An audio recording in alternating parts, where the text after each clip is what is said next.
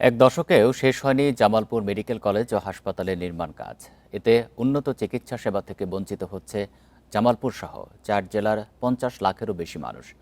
আর আমলাতান্ত্রিক জটিলতা, একাডেমিক কার্যক্রমে আছে সমন্বয়ের অভাব। শিগগিরই সমস্যা সমাধানের আশ্বাস কর্তৃপক্ষের।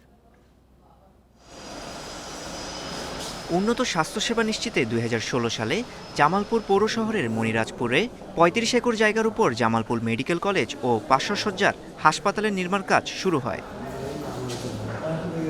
ইতিমধ্যে শেষ হয়েছে একাডেমিক ভবন, নার্সিং কলেজ ও আবাসিক ভবনের নির্মাণ কাজ। তবে গত ১০ বছরেও শুরু হয়নি ৫০০ শয্যা হাসপাতালের মূল ভবনের তৈরির কাজ।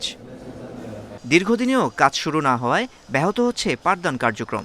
এতে ক্ষুব্ধ সাধারণ শিক্ষার্থীরা। আমরা যখন ইচ্ছা তখন ওয়ার্ড ফ্যাসিলিটিস পাচ্ছি না। এবার ইভিনিং ক্লাসগুলো হচ্ছে ঠিকমতো করা হচ্ছে না। ক্লিনিক্যাল প্র্যাকটিসগুলো বা ক্লিনিক্যাল ক্লাসগুলো হওয়া দরকার। তা আমাদের দক্ষ টিচার এবং প্রপার টিচার থাকা সত্ত্বেও আমরা কাল ভালো করতে পারি না। ফলে অতিরিক্ত রোগীর চাপ বাড়ছে জামালপুর জেনারেল হাসপাতালে।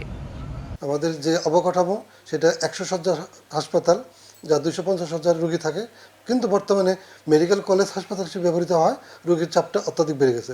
এদিকে জামালপুর মেডিকেল কলেজ হাসপাতালের ভবন বাদে আনুষঙ্গিক কার্যক্রম প্রক্রিয়াধীন, জানান কলেজটির অধ্যক্ষ। আর গণপূর্ত বলছে হাসপাতালের মূল ভবনের জন্য মন্ত্রণালয়ে পাঠানো হয়েছে প্রস্তাবনা। মেডিকেল কলেজের জন্য যে আসবাবপত্র, অন্যান্য যন্ত্রপাতি, ল্যাবরেটরি যে ইনস্ট্রুমেন্টস, এগুলো বর্তমানে প্রক্রিয়াধীন আছে। এগুলো হয়তো আশা করা যায় মাস ৬ মধ্যে এই কাজগুলো শেষ হবে, কিন্তু মেডিকেল কলেজ হসপিটাল যেটা মূল ভবনে, এটা সময় সাপেক্ষ হবে। এই টেন্ডারটা হলো আমাদের সিসিজিবিতে এটা অনুমোদন হবে। তো এটা মন্ত্রণালয়ে আছে, এটা অনুমোদন প্রক্রিয়াধীন আছে। এটা অনুমোদন হলে আমরা এই বাস্তবায়নে যেতে পারবো। জামালপুর মেডিকেল কলেজ হাসপাতালটি নির্মাণে আনুমানিক ব্যয় করা হয়েছে ২৮০ কোটি টাকা। Independent news.